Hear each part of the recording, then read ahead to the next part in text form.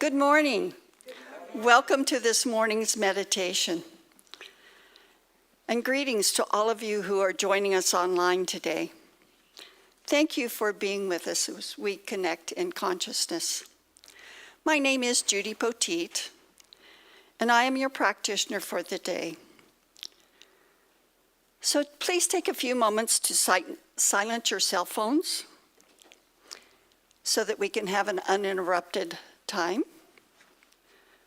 This meditation is a blend of spoken word and silence, accompanied by some beautiful music, and it will last about 20 minutes.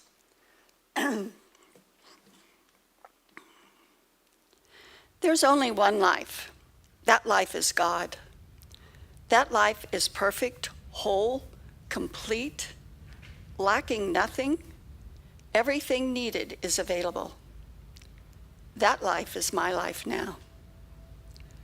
This is my favorite description, written and spoken many times by Ernest Holmes. My description of truth. He also defined truth in the Science of Mind textbook as that which is. It is the reason, cause, and power in and through everything. It is birthless, deathless, changeless, complete, perfect, whole, self-existent, causeless, almighty, God, spirit, mind, intelligence, and anything and everything that implies all that is. It is universal and does not change. Today's meditation will consist of passages from the Science of Mind book. So to begin, I invite you to center yourself, to begin to relax and focus on your breath. You might want to close your eyes or soften your gaze to cut out distractions.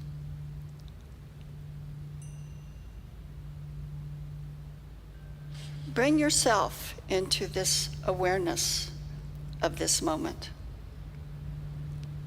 Become mindfully aware of your breath. Feel your body relaxing. Stress flowing out of your fingertips.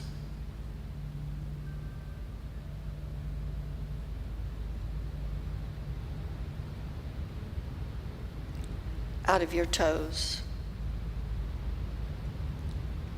leaving you relaxed and grounded at the same time.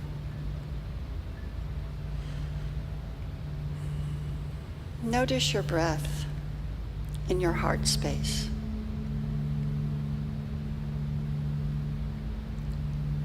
And invoke a feeling of gratitude, a feeling of love or appreciation. Notice how your breath flows from your heart space throughout your whole body, filling each and every cell with the feelings of gratitude, of love, of appreciation.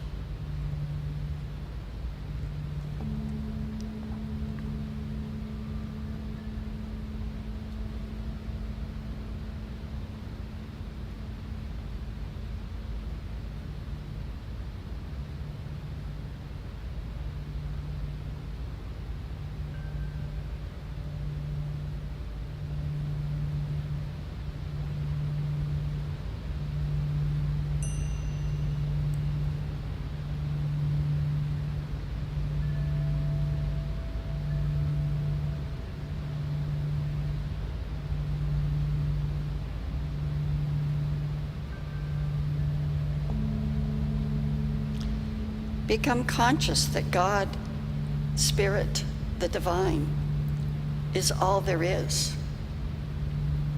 There's nothing else.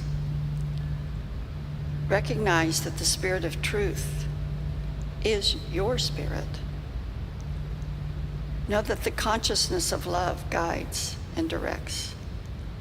It leads, maintains, and sustains. Become aware that each one of us is a center of this divine life, in this perfect place, this perfect peace, this complete happiness, and this absolute wholeness. And know that this perfection, which is the center of our very being, is projected into every atom of our being.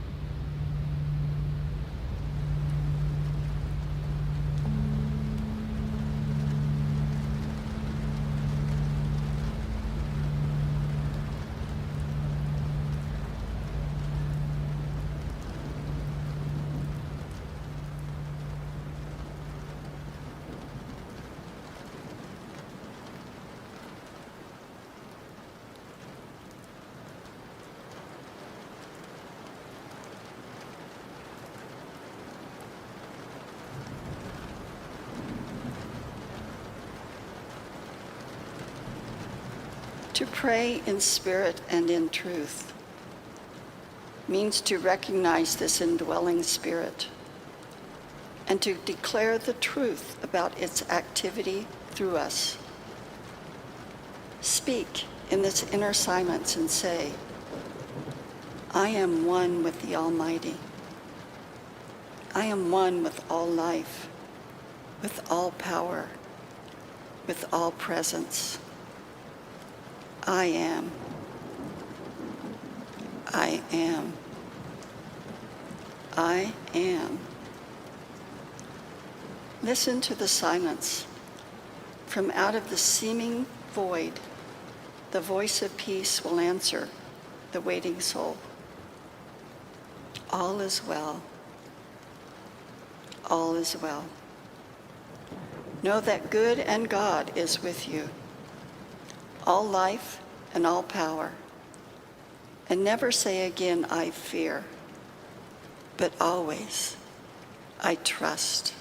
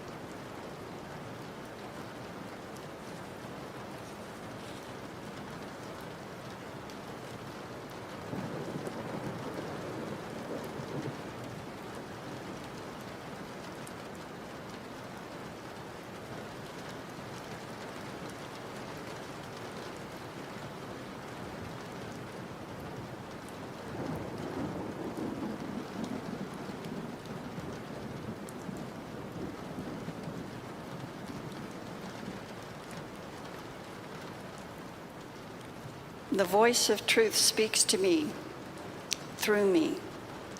The voice of truth guides me and keeps me. I will listen to the inner voice, and it will tell me what to do.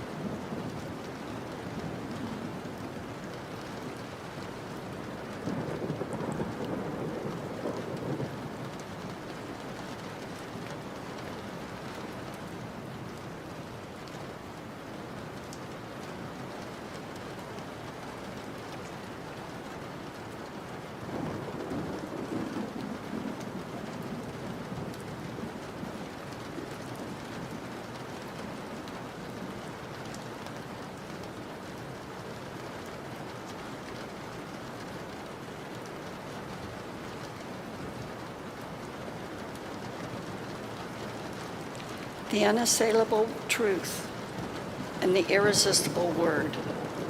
It can be nothing less than the Almighty working in and through me.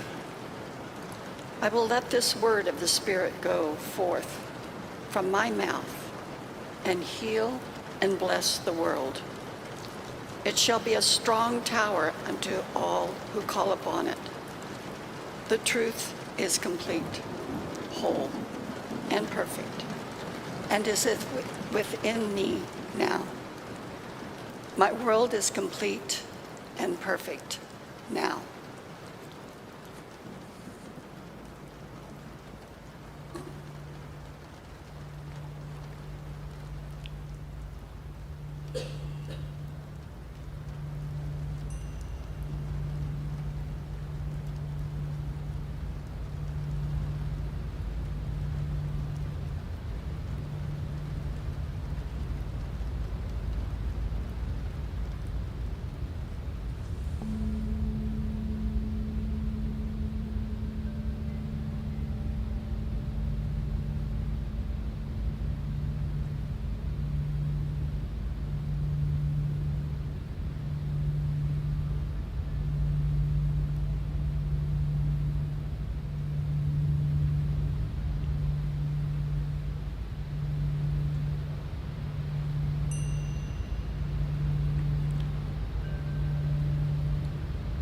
I shall keep the promise that I have made to myself. I shall never again tell myself that I am poor, sick, weak, or unhappy. I shall not lie to myself anymore, but shall daily speak the truth to my inner soul, telling it that it is wonderful and marvelous, that it is one with the source of all life, truth. It is that wonderful and marvelous that it is one. One with truth, power, and action. I shall whisper these things to my soul until it breaks forth into songs of joy with the realization of limitless possibilities. I shall assure my soul.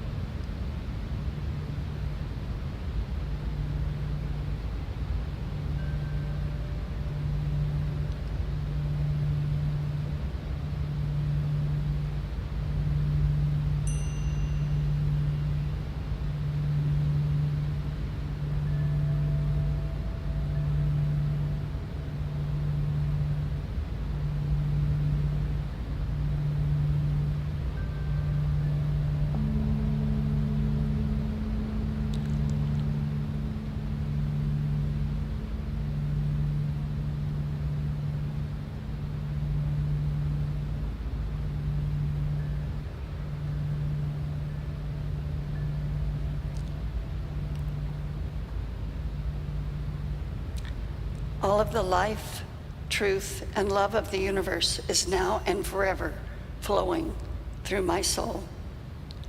The all-good God cannot change.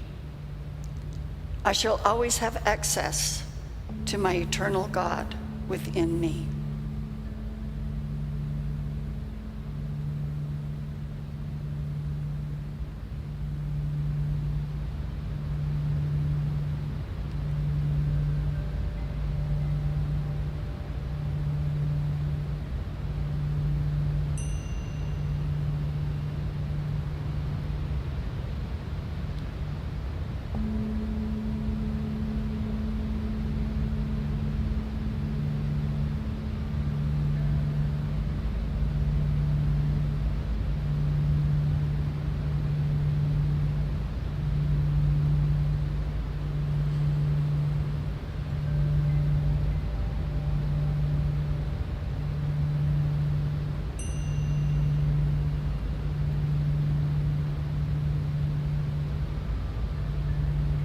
There is only one life.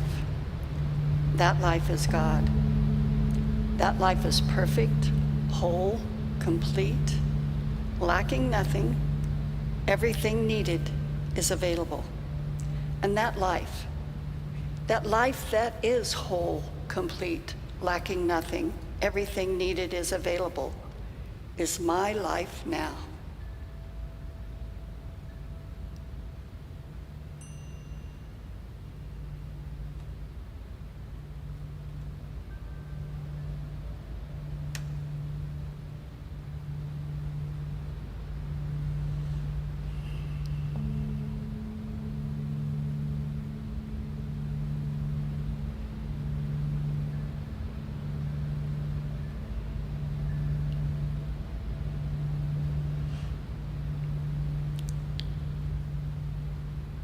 It's time to take a deep breath and return your consciousness to this time, this place.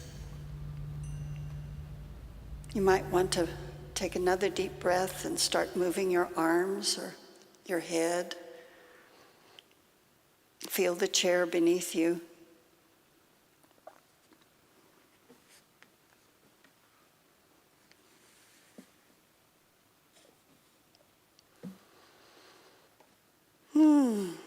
Beautiful, thank you. This concludes our meditation for today. Thank you for being with us in this spiritual practice. Our celebration starts at 10 o'clock, which is like less than 11 minutes from now. So feel free to stand up, walk around, enjoy yourself, and we'll see you at 10.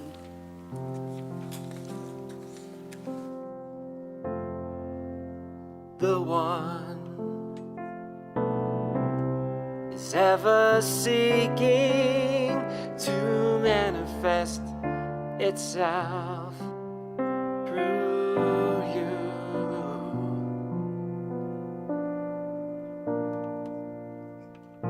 Glorious power forever breathing through you.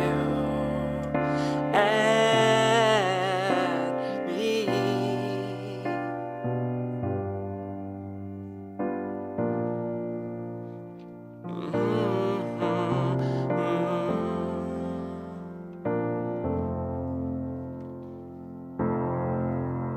the one is ever seeking to manifest itself through you.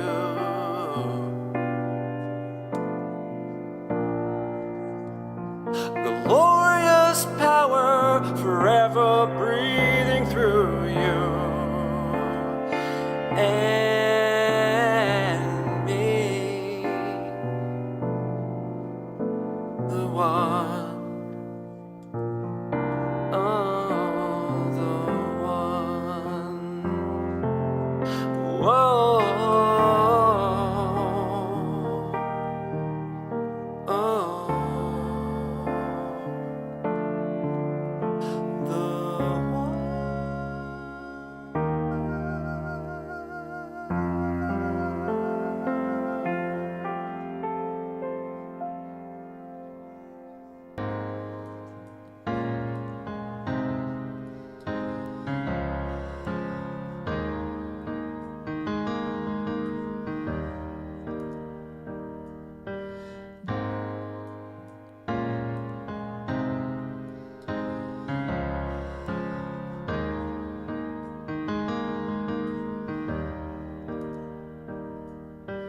There are times in my life when I am stronger than I've ever been.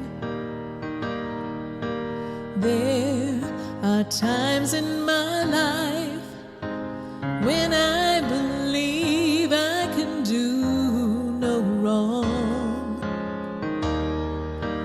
There are moments when yes, I can believe I am shining brighter. Well, sister, stand up. Believe in all that you can be. Brother, remember who you are. Be strong. Hold tight to that vision, 'cause no one can ever take it away from you. Be strong. Live your life with passion. You've got to keep on and hold tight to your vision.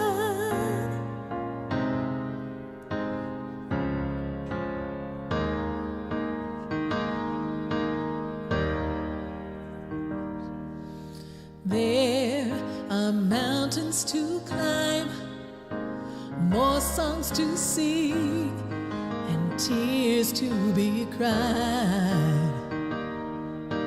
There'll be moments of loss, moments of winning, in a lifetime of love. If I just keep in my mind, without any doubt, that I'm flying higher. Sister, stand up. Believe in all that you can be. Brother, you got to know who you are. Be strong. Hold tight to that vision, 'cause no one can ever take it away from you. Be strong. Live your life with passion. You've got to keep on and hold tight to your vision. This is the moment to rise up. You know the sun's coming out. Your new life starting now. Can't keep you down. Your spirit's rising. Oh, be strong. Hold tight to that vision, 'cause no one can ever take it away from you.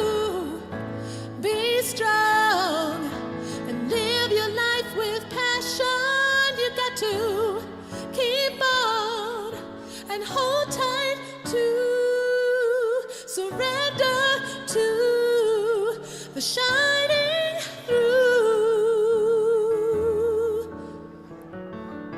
your vision,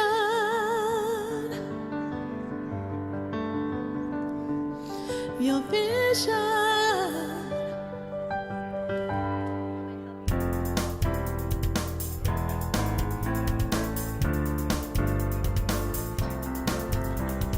I'm choosing heaven today.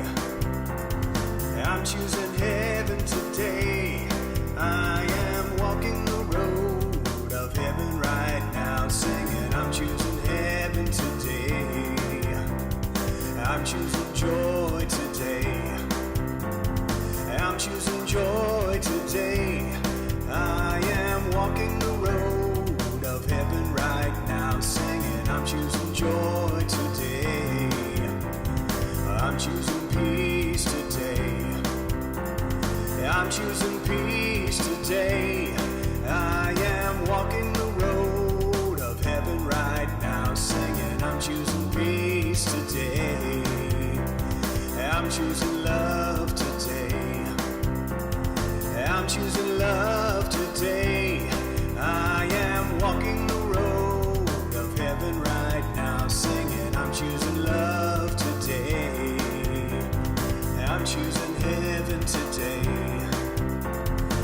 I'm choosing heaven today.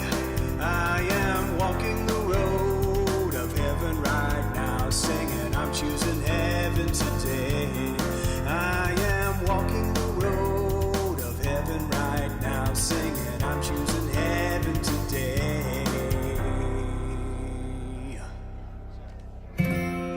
All the colors of the rainbow, all the voices of the wind, every dream that reaches out to find where love begins.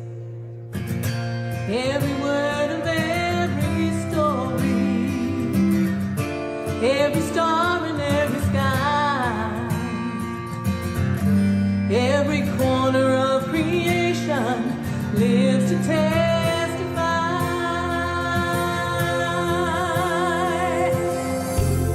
For as long as I shall live, I will testify to love. I'll be a witness in the silences when words are not enough.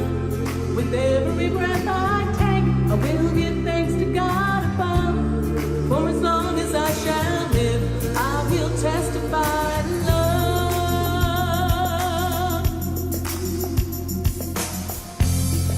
The mountains to the valleys, from the river to the sea.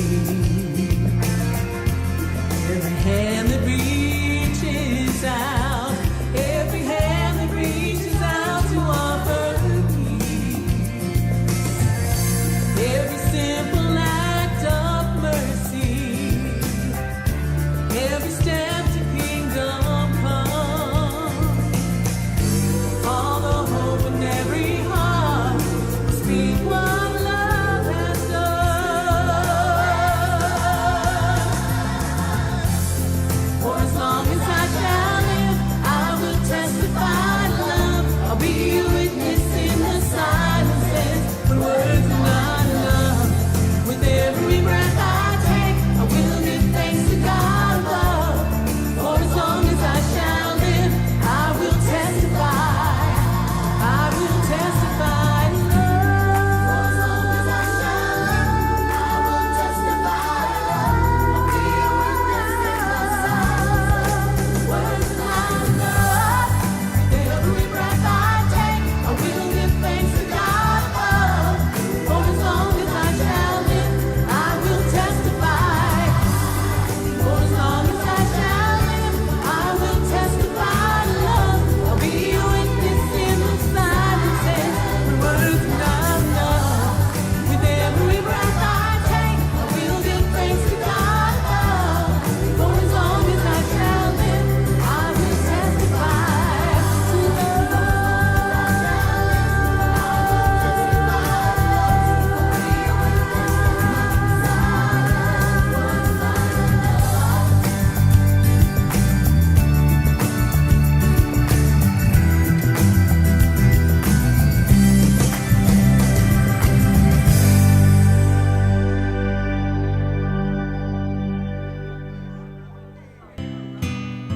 Something's calling me.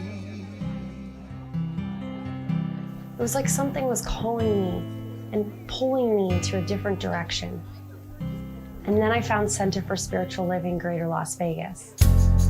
My relationship with the center has shown me a deeper realization of God and how this indwelling presence guides, sustains, and directs me in every capacity and every experience in my life. As I continue to study the teachings of these great mystics and sages, I will find more love, peace, and a general sense of universal good and harmony in my life. Something's calling me a little bit deeper than I've ever been before.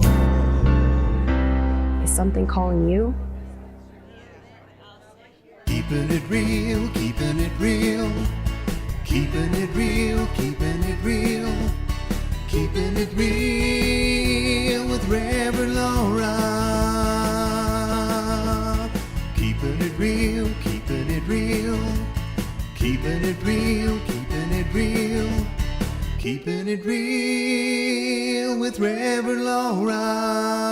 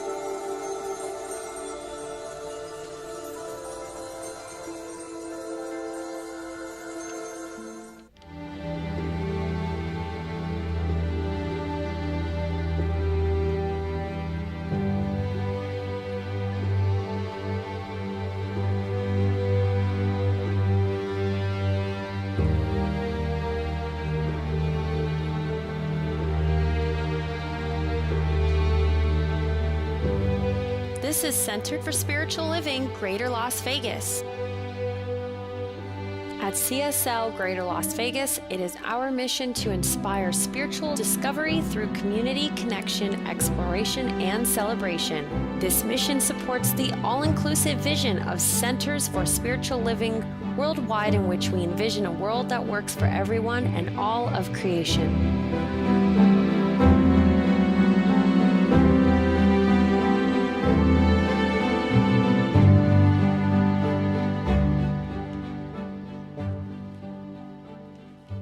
Good morning, everyone. It's wonderful to see you. Look at me, I'm standing straight and everything. Hey, feels much better to be walking. What a beautiful day it is, and I'm seeing so many beautiful faces here today, faces that I see frequently, that I love dearly, faces that I haven't seen in a long time. Welcome back to some of you, and faces I've never seen before. And then we have those faces we don't get to see, those people that are online joining us. Would you turn around and wave at the camera in the back over there so that we can acknowledge all of our online viewers? This past month, our viewership skyrocketed. We had 30 new subscribers to our YouTube channel, which is huge. We had 3.3 thousand views. Different things were viewed 3.3 thousand times. And then we had a total of 34,000 minutes of viewing on our YouTube channel. So I want to give thanks to Joe and Justin and everybody else, Kelly, and all those people in our media team that put this together to make us get out to the world. Only out of those 40 or 34,000 minutes, only 53% of them were in the United States. That's amazing. We're getting out all over the world, so we're so thrilled with that. Thank you for our media team. I appreciate you. Everything that you are doing, getting us out into the world, because this message is powerful. What we have to share with people is life-changing. Most of you that have been here know that it has changed your life in some way or another, and so we're thrilled to be able to offer it to people in all kinds of ways. So we're going to kick it off this morning with our new congregational song, Every Move I Make. So if you want to stand up, please stand if you're comfortable, Justin. and please join us.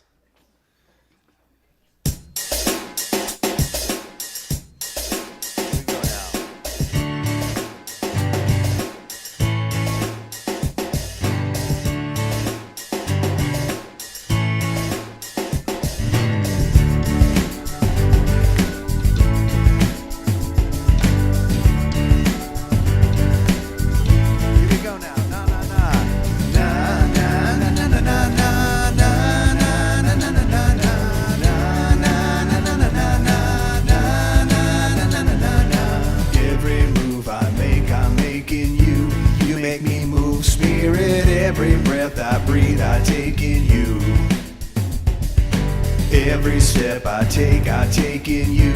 You walk my way, Spirit. Every breath I breathe in you. Singing na na na na na na na na na na na na na na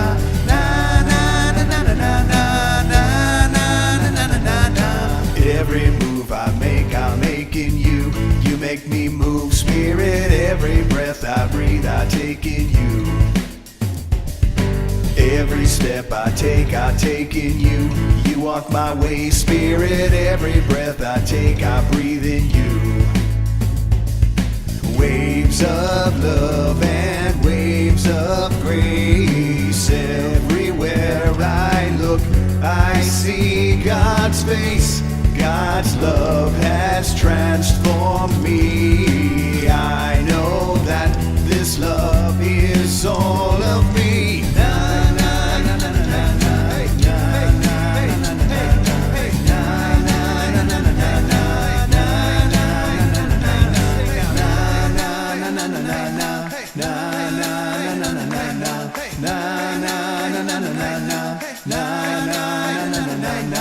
Every move I make, I'm making you. You make me move, Spirit. Every breath I breathe, I take in you.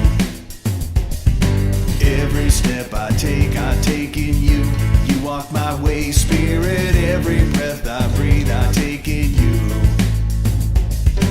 Waves of love and waves of grace. Everywhere I look, I see God's face.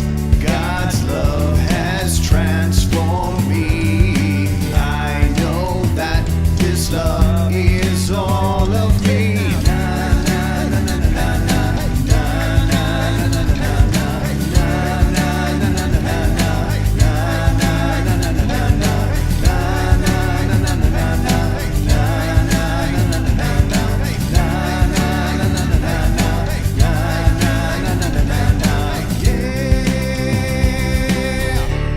All right, at this time, greet your neighbor if you're comfortable, please.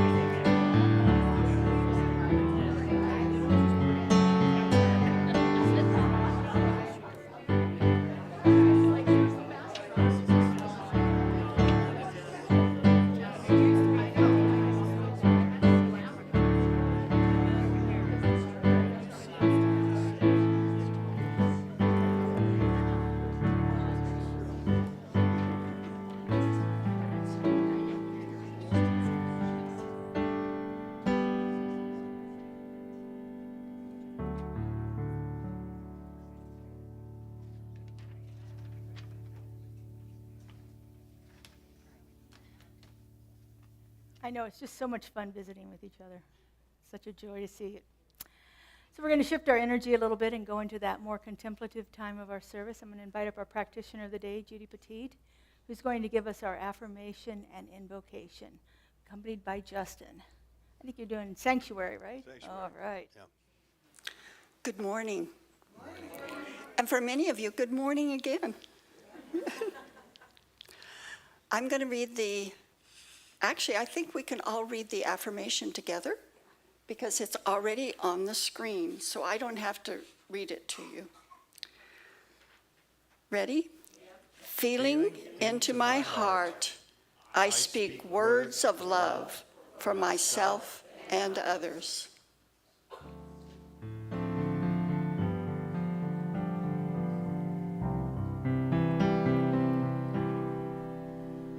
God, prepare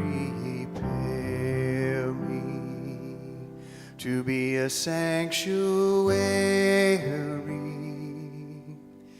pure and holy, tried and true,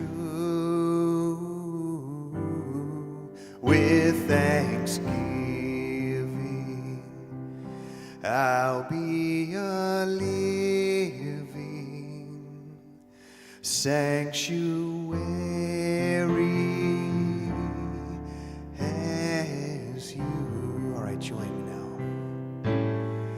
God, prepare me to be a sanctuary,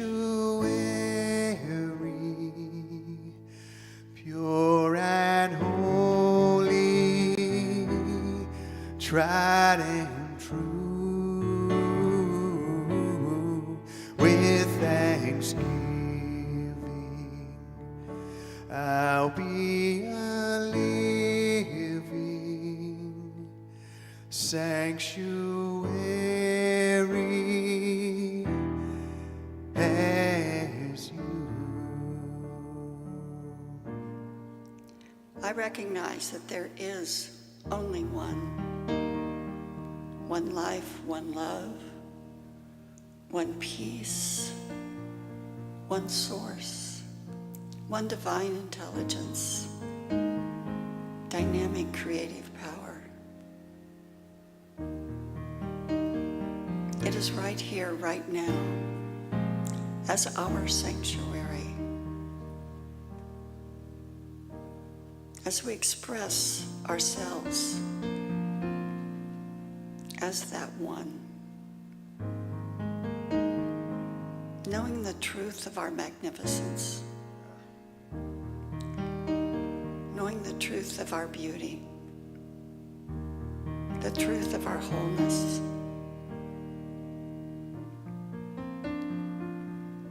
As we prepare each and every day to be a sanctuary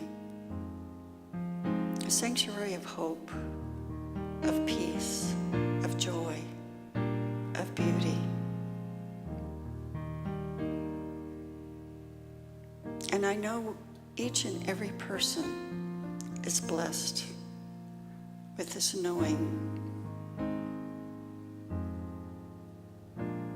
And I know that we are blessed today to be together, sharing, connecting, exploring and growing in our sanctuary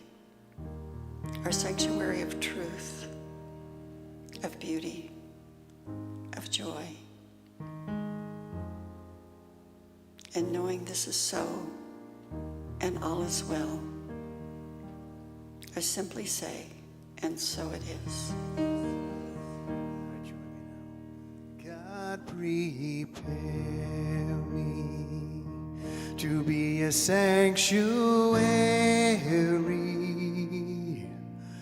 pure and holy, tried and true, with thanksgiving. I'll be a living sanctuary as you, a sanctuary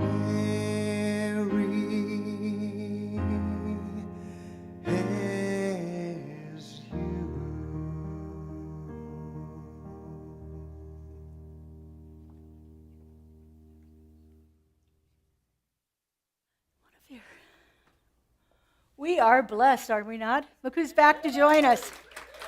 Mortonette Stevens is here with us to give us our musical message today. So let's turn it over to Mortonette here. Good morning. Peace and blessings to you all. And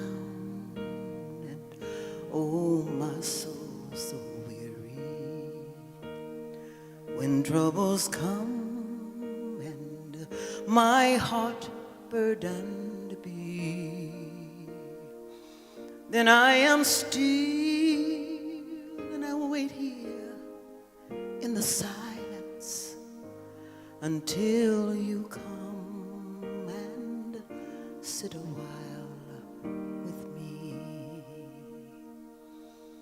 You raise me up stand on mountains. You raise me up to walk on stormy seas. I am strong when I am on your shoulders. You raise me up to all that I can be.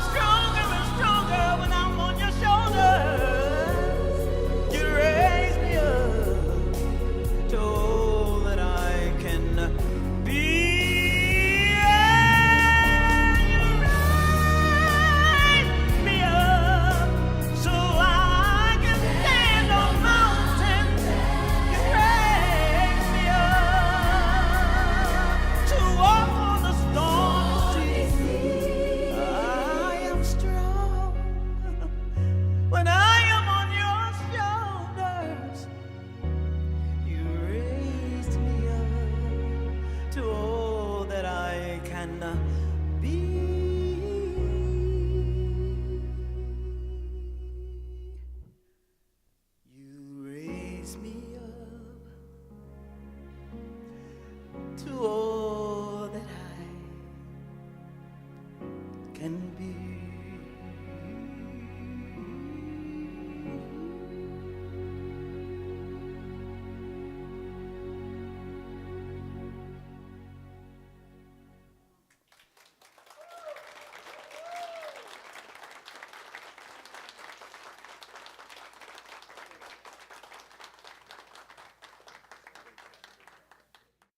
Wow. Thank you so much. What a way to start. So this month we're talking about speaking truth and how truth shows up in lots of different ways. Today we're going to talk a little bit about unleashing the power of unconventional truths. You know, as I was beginning this talk, I was thinking, well, what exactly do I mean by unconventional truths here? Those things that many people often scoff at as being something that I happen to think is true that other people don't. I was listening to the song Sanctuary then, and I thought to myself, you know, before I came into this teaching, I would have never considered myself a sanctuary for anything. But I know now I can walk into a place where there's discord happening, where there's some kind of, I don't know, confrontation, anger, or whatever, and I can center myself and be a place of peace that emanates out from me that can dissipate the situation. Right. To me, 15, 20 years ago, that would have been an unconventional truth. That wouldn't have even been true. I wouldn't have even got to the truth part of it. That just would have been unheard of. To think that I could be a place that could bring peace to something else, to someone else, to a situation. But it's something that we do all the time. So what are unconventional truths? So I couldn't find an actual definition, so I had to create my own here. But it's ideas that challenge mainstream thinking, that challenge us to think in a new way, to come up with a new idea about something, and see how that can change our world. I happen to think that science of mind and new thought, our new thought philosophy, are absolutely filled with unconventional truths. In what Science of Mind teaches, Ernest Holmes writes this: Science of Mind reads every spiritual text and gleans the truth combined within. It studies all people's thoughts and draws from each that which is true. It's kind of like we take everything and we synthesize it and we find what Ernest called those golden threads of truth that run through all spiritual texts, all spiritual teachings. We take that, we synthesize it all together, and we come up with a new truth. Now, when I tell my fundamental Christian family about some of my unconventional truths, they look at me like I'm nuts, you know. I can just start with, I call God it and not him. We can just start with that and go from there forever. But it was radical to begin to learn these truths for myself. I remember the first one that I really hit me hard was that simple statement: change your thinking, change your life. Do you mean what I think has an effect in my life? I didn't realize that. And now I had 2 degrees at that time, 2 college degrees, and I always thought I was pretty well educated, but I had never, ever put together the association of what I was thinking was showing up in my experience. It was all about the outward things. Those were the things that were causing my experience. Had nothing to do with what was internal for me. But Science of Mind taught me differently. New Thought philosophy has taught me differently. The New Thought philosophy began in the early 1800s with a healer called Phineas Quimby. Now, Phineas Quimby studied what was then called mesmerism from Mesmer, who was a French hypnotist. And they would go around, he would go around the country, around the area he was in anyway, and heal people through his mesmerism. Well, Quimby took that for a while. He worked with him for a couple of years and realized there was something more going on there. And so he started exploring it deeper. Phineas Quimby influenced lots of different New Thought people. One of them who's not necessarily considered New Thought, but Mary Baker Eddy, who founded Christian Science and all about mental healing. She actually worked with Phineas Quimby to develop her techniques that she used and wrote in her book, Science and Health. Along the same time, well, actually a little bit before that, was the Transcendentalist. Ralph Waldo Emerson and the Transcendentalist, Henry David Thoreau, Alcott, Whitman, quite a few people in that New England area that formed together this idea of taking these thoughts from different faith traditions and bringing them together. Emerson was trained as a Unitarian minister. He quickly left that. He only spent a couple of years as a minister, and he quickly left it when his wife died suddenly. He studied Plato, and so he took the Greek philosophers and he brought in their ideas. And after he had worked with Plato and the Greek philosophers for a while, he turned to the Hindu works, the Upanishads and the Bhagavad Gita, and actually began to look at those and could see how what the Greek philosophers were saying was in alignment with what the Hindu gurus and mystics were saying. And he brought it into his own work and his own transcendentalist work that he did. In one of his essays he gave at Harvard Divinity School, it was known as The American Scholar, was this essay. And it is actually supposed to be, or it's considered to be one of the, what they called at the time an intellectual declaration of independence. This essay that he read at Harvard. And he says in here, the soul is the perceiver and the revealer of truth. We know truth when we see it, whether it's unconventional or whether it's accepted by the mainstream. When we see truth, we know it. We feel it in our bodies. There is a knowing that can never be unknown in us when truth speaks to us so powerfully. I think much of the things that I've learned in Science of Mind are those kind of truths. Those kind of truths that are actually have become embodied. Like I don't even have to think about them or analyze them or really spend much time with them. They are part of my everyday living. And I think that's what's available to us in there. So when we are faced with these unconventional truths, sometimes we, again, like have strong reactions from the people around us. It can make the situation kind of uncomfortable. It can make us, people around us, uncomfortable. It can make us get defensive about our belief system. But it requires us here to step outside of our comfort zone. Unconventional truths do not happen in the comfort zone. Unconventional truths make people get worked up. If you think about it, a lot of the things that we hear or read on social media and the news and so forth nowadays, we have to take them in and decide whether that's a truth, a lie, or maybe it's one of those unconventional truths that's challenging our thinking up until that point. But it often makes us uncomfortable. We get disturbed in that. But again, transformation can only happen when we are disturbed a bit, when we're shaking up that status quo, when we are grappling with ideas that we haven't thought of before, or ideas that are new to the group of people around us, ideas that disturb us and make us feel interested, feel something inside of us. But they give us a chance to have a new perspective. They give us a chance to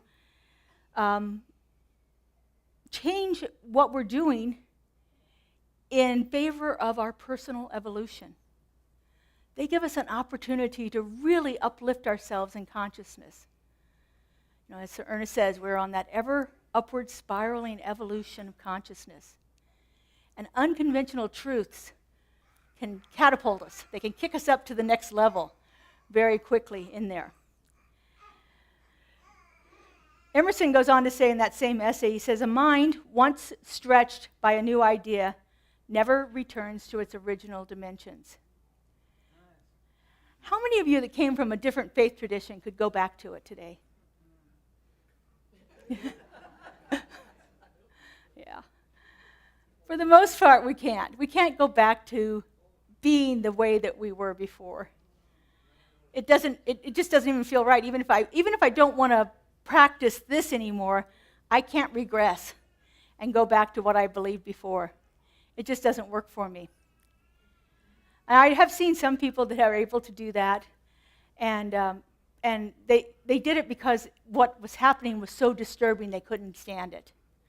The change, the transformation that was going on in their lives in that moment was just so uncomfortable for them, they had to slip back into what was comfortable for them.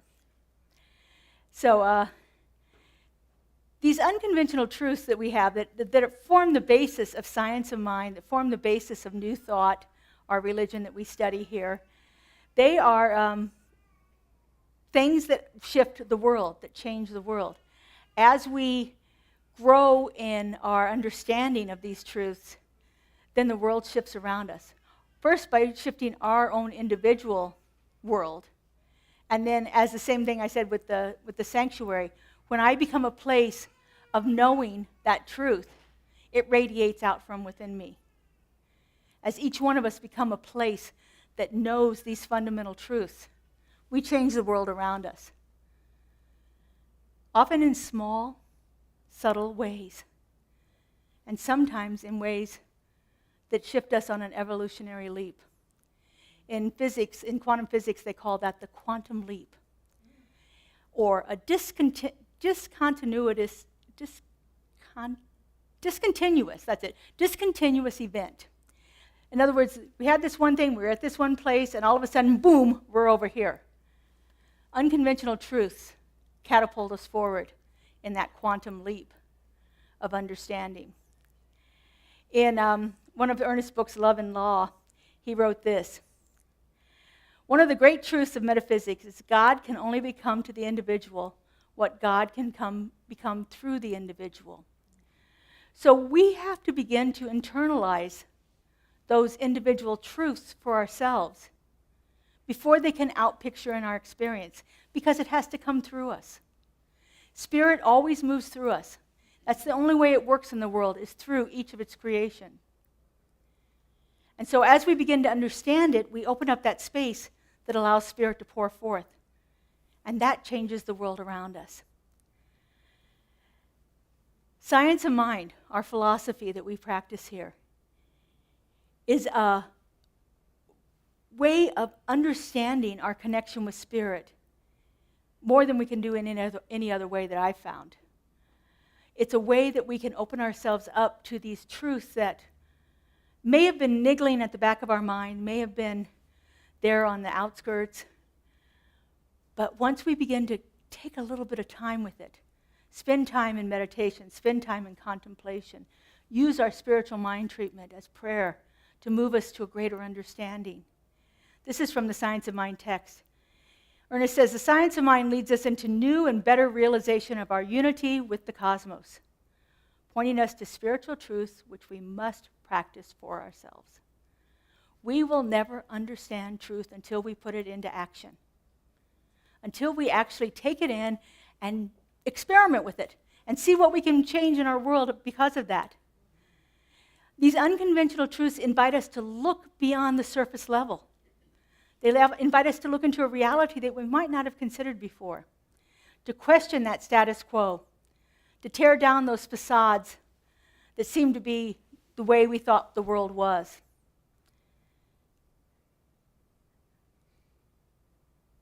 These unconventional truths have been the catalyst for change throughout history.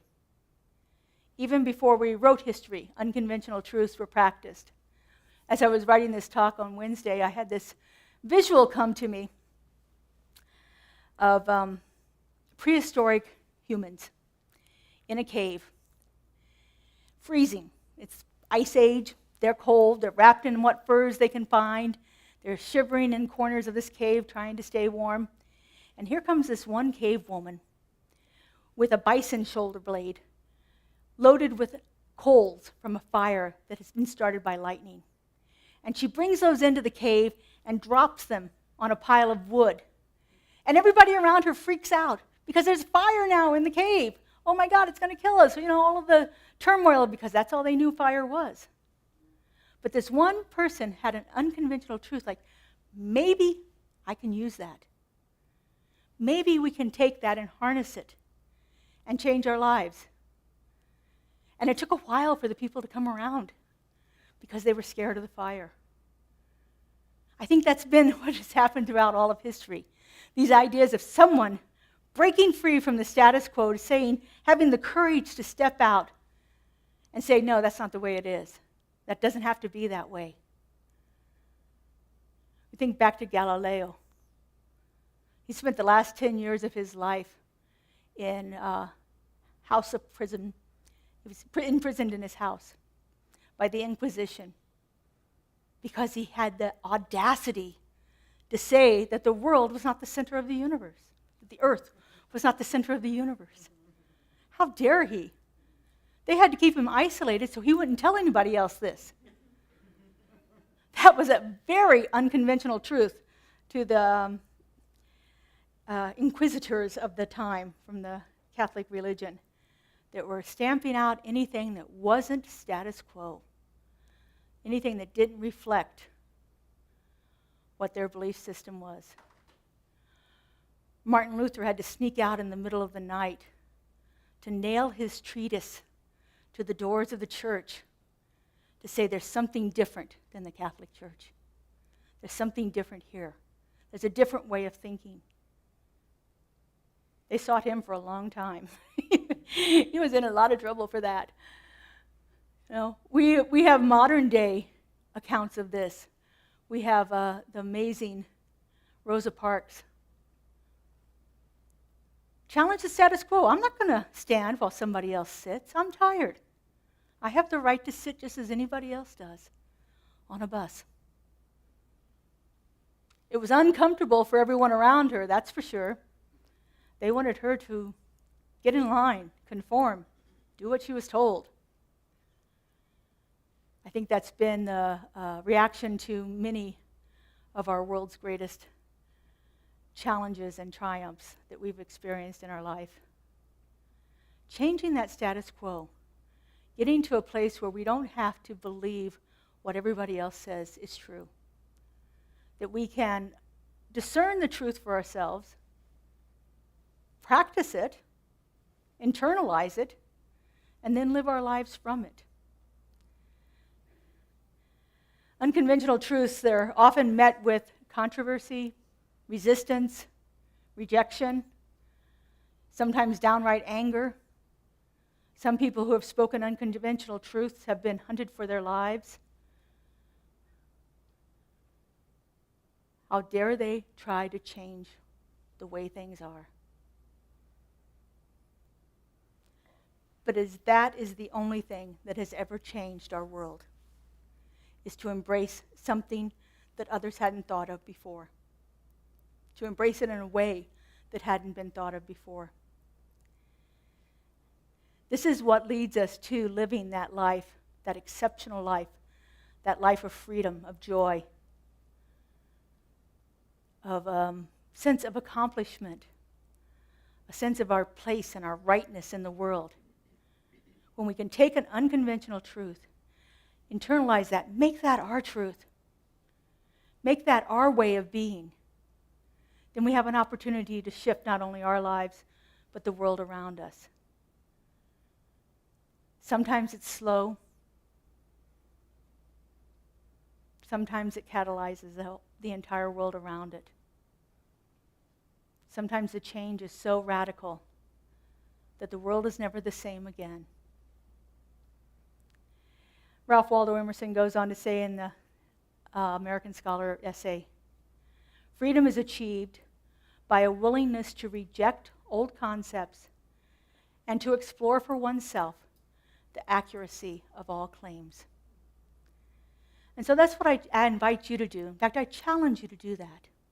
As I stand up here and make claims, prove them or disprove them for yourself. This is me. This is my internalized belief system. This is me based on what I've read, what I've studied. Make it your truth. Make it your catalyst for change in your life. Because unconventional truths are the only thing that have ever changed the world. All right, let's take this into prayer. I invite our spiritual practitioners to stand and surround us, holding us in their consciousness, this beloved group of individuals spend a minimum of 4 years in study to become practitioners, to hold us in that love and light. And so I invite you to just gently close your eyes and take in a breath. Closing my eyes centers me. Taking in the breath connects me with Spirit. And so right here and right now, I recognize that there is only this one presence, this one power, this one eternal love intelligence that has brought forth everything into existence. This one is the isness and the allness and the fullness of all life. It is the beginning and the end, the Alpha and the Omega. I know that nothing exists outside of this one. And I know that all of creation is contained within it. And because I know this is true, I know that I am one in it. That the power and the presence of that mighty love intelligence is moving through me, showing up as me right here and right now. And as I know this is true for me, I know this is true for everyone. For again, all life is contained within the one. All life contains the attributes of the one. That peace, that love, that joy, that balance, that freedom to become who we're meant to be. And so knowing this truth, I speak my word.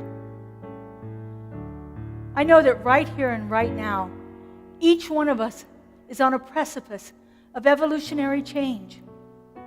I know that each one of us is a place of transformation within our own consciousness that moves out from us, touching all around us.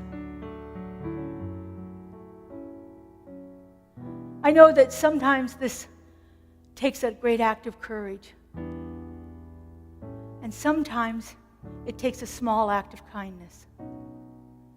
But whatever form it shows up in, I know that it is a transformational impulse of spirit wanting itself to be known in a greater and deeper way. And I surrender to that impulse and allow it to be the guiding force in my life. I give great thanks for this knowing. I give great thanks for the willingness to accept this responsibility.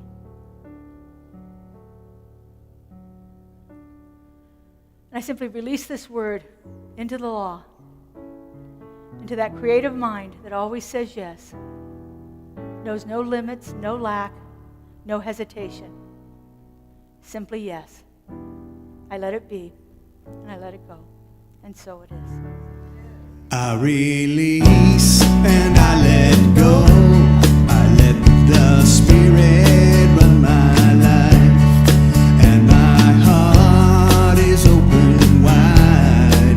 Yes, I'm only here for God. No more struggle, no more strife. With my faith I see the light. I am free in the Spirit. Yes, I'm only here for God.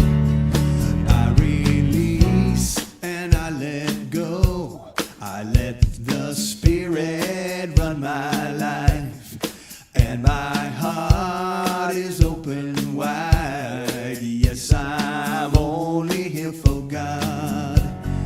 No more struggle, no more strife. With my faith I see the light.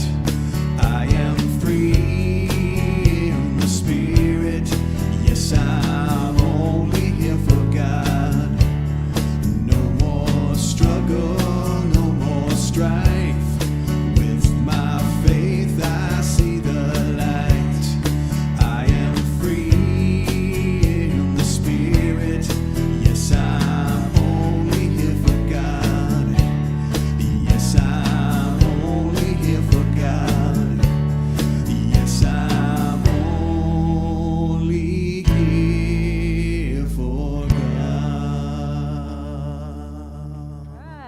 Wonderful. Thank you. Whew.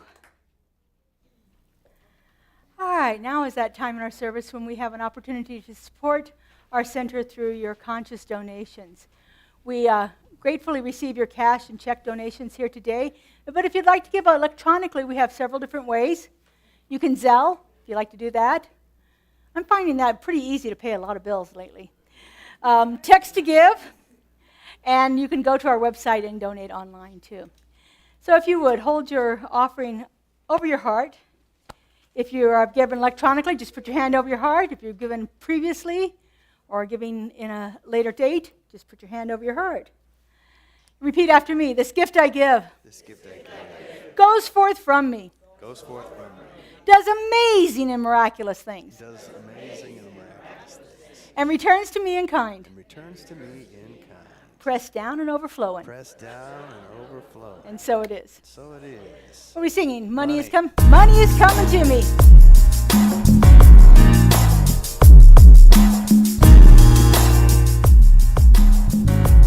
All right, sing it with me now. Come on.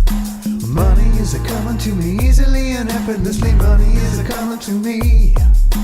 Money is a-coming to me easily and effortlessly. Money is a-coming to me. Money is a-coming to me easily and effortlessly. Money is a-coming to me. Money is a-coming to me easily and effortlessly. Money is a-coming to me. Every time I open my heart to me, I receive all that I need. Knowing that God heals my soul. I release and let it flow. Money is a-coming to me easily and effortlessly. Money is a-coming to me. Money is a-coming to me easily and effortlessly. Money is a-coming to me. Money is a-coming to me easily and effortlessly. Money is a-coming to me. Money is a-coming to me easily and effortlessly. Money is a-coming to me. And I have all I need. And it's all inside of me. I just ask and let it go. And let spirit rain the flow. Money is a-coming to me easily and effortlessly. Money is a-coming to me. Money is a-coming to me easily and effortlessly. Money is a-coming to me.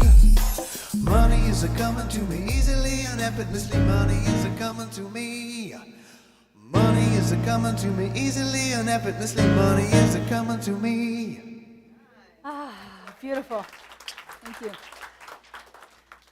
And so we just simply bless this money, knowing that it has come to us easily and effortlessly.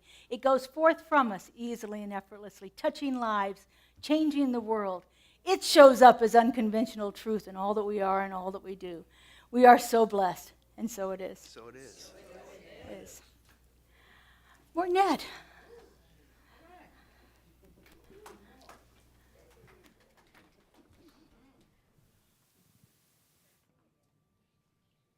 Well.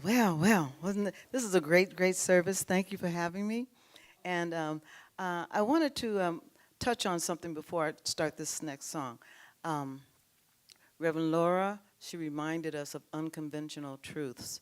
I would like to remind you of a truth that seems to be unconventional because of the way the dominant culture of the world dictates to us. But we have been given everything that we need for life and godliness. And then Judy, this morning during meditation, she said, we must promise ourselves to live the truth, the real truth, that we weren't given sickness, we weren't given lack, we weren't given any of these things. We were given everything we need for our life and our godliness. And so this song is dedicated to that, and I hope that you will sing along at some point and really allow your words to be the power, because it's done unto us as we believe, and we can speak our own life into being. Okay.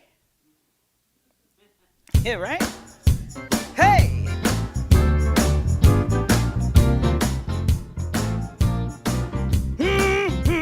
Yeah!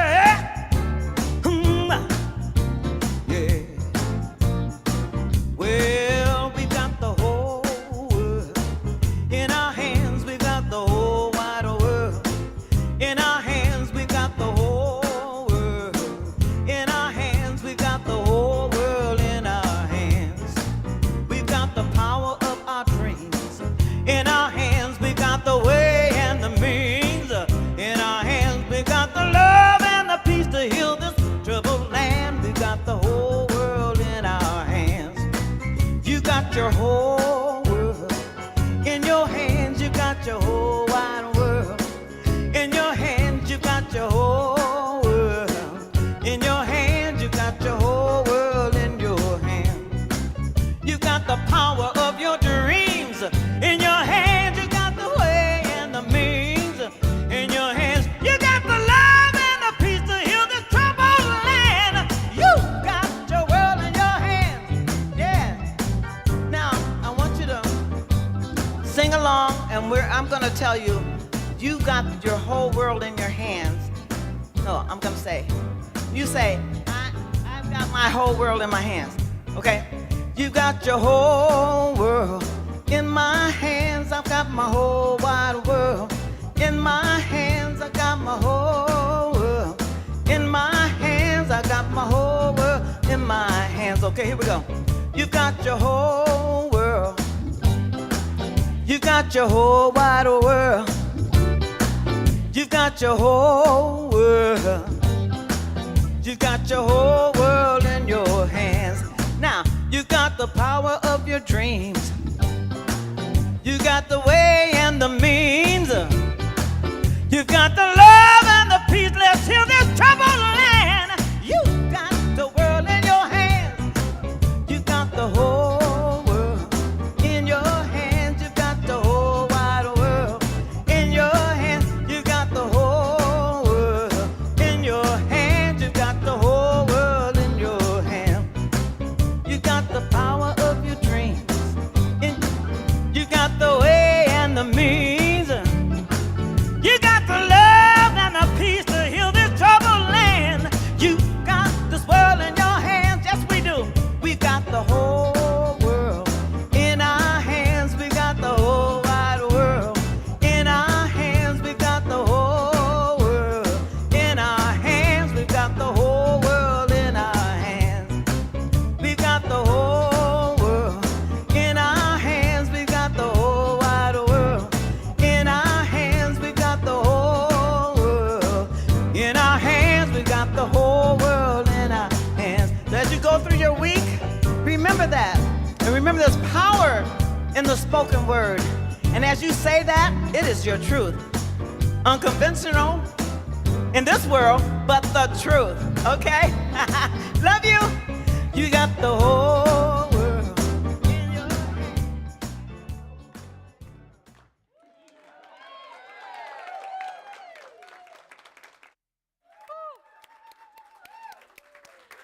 Oh, we are so blessed. Thank you so much. We will definitely have Mortonette back. We love her dearly, and she will be back.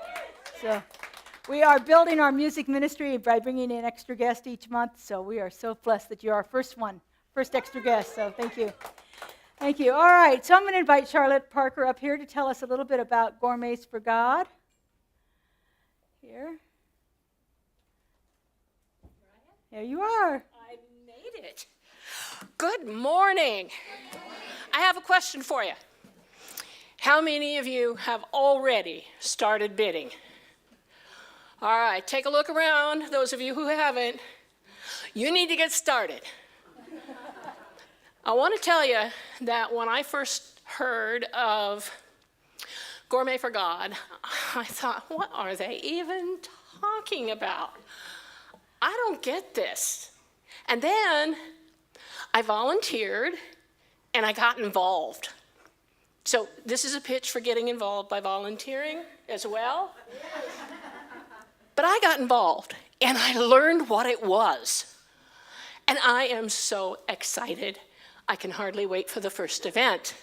Okay? The first event just happens to be put on by your leadership team. So I expect every single one of you to bid on that as a vote of confidence for what we're doing here. Because this is an incredible team led by an incredible minister. So, that being said, please note, if you picked up one of these little goodies last week, that is the program for the events. There is an error in the date. That marvelous event that we're doing, the bingo night, is actually July 13th. So you'll want to make that change. It's been made on the bid sheet. So you don't miss out on bingo. It's the very first event of this series, okay? There are a couple of rules, and they're all in here, and they seem like they're really complicated. They really do. When you start talking about all the rules and how you bid and how we figured out who bid, it sounds weird, but it's not.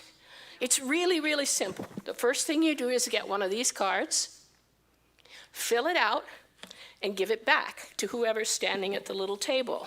And somewhere in here, there's a tiny little wallet-sized card. I dropped it coming up. Oh, there it is. I can just bend over and pick it up. Look at that. This you get to keep. Put your name on it. It tells you what your bid number is. Please be sure that your bid number matches the number on your card. And please do try to print neatly so we can actually read your name. But we have a number just in case we can't. But make the numbers good on the bid card, because then we can refer back and figure out who you are, okay? Start the bidding, but do not. For all of you who raised your hands a minute ago, please remember to check the bid sheets, because someone may have already outbid you if you bid last week. I looked at a couple of sheets and they're getting kind of long. The second thing that you need to know besides the change of date is that there is a pool party. And there are 2 bid sheets for the pool party. There's one for single people going. You're more than welcome to come. But we really want to encourage families to be there as well. So bring the grandkids, bring the kids, bring the great-grandkids, bring the cousins, aunts, uncles, whoever you got out there. Bring them all along, because you can come by bidding as a family for $25 and bidding as a single for $15 to start, unless they've changed it already. I haven't been watching. When you do raise a bid, you raise it in $5 increments. So if the highest bid is $40, you raise it to $45, if you really, really want to go. The other part is you need to get in and get started bidding now, because the sooner you bid, the more chance you have of actually getting to go. Because if everybody votes, if nobody raises the bid, then the first 10 people who bid on it will go. It's that simple. If 11 people bid, the first 10 people will go. The top 10 highest bids will go.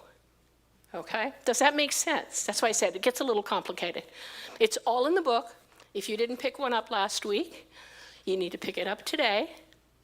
The bidding will go on until, I think we said July 9th. Is that correct? No, the 24th of June. 24th of June, okay? So it's not that much further. Got to bid. Got to come every week. Check the bid sheets. Sneaky, huh? Working on it. Hey, and for those of you who are out there, who are watching us online, who live in Las Vegas, you're invited. Come by the center on a Tuesday, Wednesday, or Thursday during the day, pick up a bid card, pick up a book, and come and join us and get to know your spiritual family. It's really fun. And there's some great events down there. I can't go to all of them, but I sure would like to. So hopefully, if you have questions, you'll come back and see one of us at the back table, get your bid cards, and get going on it today, because we're going to have a lot of fun this fall. And that's it. That's what I got. Thanks.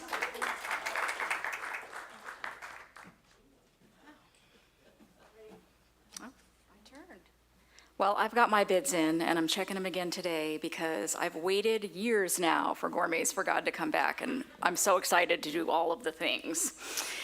Well, this week in our announcements, what happened there?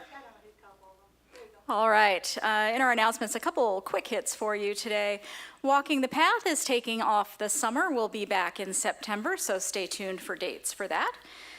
Forever Young is this Thursday at 11 o'clock here in the sanctuary, and Fun and Games is coming up Friday, the 14th. Please RSVP on the website or from the link in the newsletter if you'd like to join. It is at a new address for the summer, about 5 to 10 minutes from here, and you'll want to make sure that you have that. Those who have pre-RSVP'd will receive information about the address prior to Friday. Next up, Souls for Souls. Just a reminder that we're collecting socks for Friends in the Desert. And next Sunday, Father's Day, is the last day to bring your donations. Please help us beat last year's goal and get to 1,100 pairs of socks. I know we're more than halfway there, so let's really pull it in this week and bring our socks next Sunday. Next up, Rhythm, Sound, and Soul. This is Sunday, Father's Day, from 5 to 7 p.m. here in the sanctuary. I had the opportunity of attending their first event last month. It was fantastic. Difficult to describe, to really convey the sense of the evening, but it is a combination, a beautiful mixture of music, of sound, the spoken word, movement, and dance. It was really something to see. And this month, again, is going to be a wonderful opportunity to come together, to meet some new people, and participate in this wonderful group. It was really something spectacular. Coming up June 30th, the workshop In the Flow. Visioning board this time. We're going to explore the practice of visioning and do it together. We're going to learn about what it is and how it can impact our lives, and the way we can use it to create our vision boards. This time we'll have a couple different choices for the boards you'd like to create, a little different than we've done before, so I look forward to seeing you there. You can register on the website or from the link in the email. It is $47 for one or $77 for two. I look forward to seeing you. As usual, all materials and lunch are included. Next up, Summer Solstice Labyrinth Walk here at the center on Thursday, June 20th at 6 o'clock, hosted by Candace Cant. You'll want to check your newsletter for more information about this beautiful evening of coming together to honor the solstice. Next up, Reverend Laura, would you like to talk about Taizé? Absolutely. If you've never experienced a Taizé service here, that's one of our most favorite things to do. It's a lot of music that we sing along with. There's some spoken word in there. We have a ritual, candlelighting ritual that we do, and we have a time of requesting prayer. It's a very beautiful experience to come together in a contemplative way. We will be doing that in the round instead of like this, so it makes it a little more intimate. It's a nice experience to have. Practitioners will be doing some of the readings. Justin's going to be here with the music, and I'll be here to lead through the whole thing. So it's a beautiful experience. It is going to be our first Bring a Friend Sunday here in our new building. So if you know anybody that might like to experience something different, it's a very peaceful, non-threatening way of coming to church. You can assure them that we're not going to convert them into anything. So it's really a great experience. Taizé services are done throughout pretty much every Christian religion, plus a few other religions as well. So it originated in France as a way of bringing together people of different faith traditions in a way that met their soul needs. And so it's a beautiful experience for us to come together. It is also going to be our last fundraiser before our teens go to camp. So they are providing hot dogs and chips and soda and things like that after service. So bring a friend, have lunch. I think we're going to try to set up some tables under our canopies out there in the parking lot so we can sit out and, if this heat wave is gone by then. So we'll see how that goes. Otherwise, we'll set up the tables here in the hallways so that you can eat in the coolness of that. So we're really excited about that. And also, again, I just want to reiterate about the summer solstice. Dr. Candace Cant is a pagan priestess. She's also a professor at UNLV in the religious studies. She's going to come and lead us through an Ostara ceremony honoring summer solstice before we do our labyrinth walk on the 20th of June. It's a Thursday night.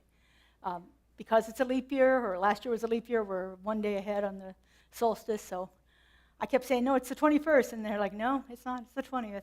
So on Thursday the 20th, 6 o'clock right here.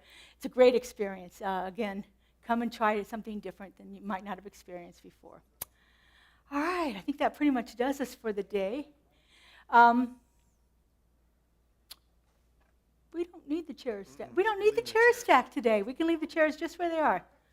We have practitioners available in the prayer room, which is right outside this door. This last door over here before you get to the kitchen is our prayer room. Practitioners are available there to give you an individual prayer.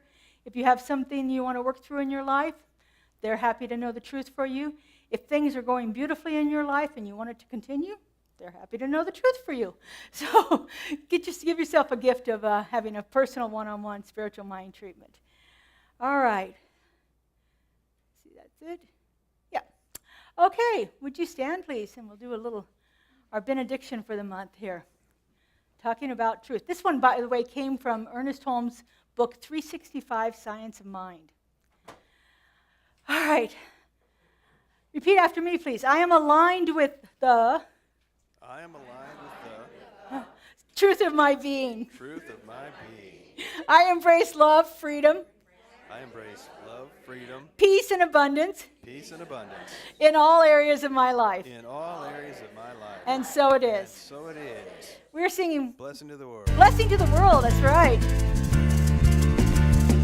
You are the heart, you are the hands, you are the voice of spirit on earth. And who you are and all you do is a blessing to the world. I am the heart, I am the hands, I am the voice of spirit on earth. And who I am and all I do is a blessing to the world. We are the heart, we are the hands, we are the voice of spirit on earth. And who we are and all we do is a blessing to the world. A blessing to the world. A blessing to the world. Have a lovely week, everybody. Thanks for being here.